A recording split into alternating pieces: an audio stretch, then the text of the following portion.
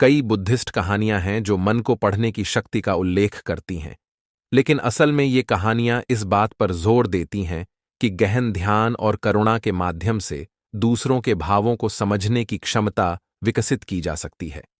ऐसी ही एक कहानी है भिक्षु और हिरनी की। एक राज्य में एक अंधे भिक्षु रहते थे।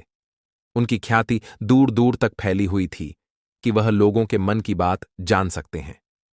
यह सुनकर राजा उनके पास गया और उन्हें चुनौती दी कि वे जंगल में जाएं और बताएं कि शिकार के लिए चुना गया जानवर हिरण है या हिरनी, और क्या वह गर्भवती है।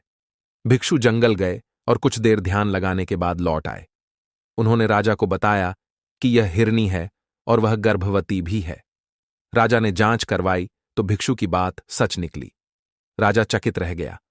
हालांकि कहानी में ऐसा लगता है कि भिक्षु सचमुच मन पढ़ रहे हैं, असल में ध्यान की गहराई से उन्हें उस हिरनी के भय और घबराहट का अनुभव हुआ होगा।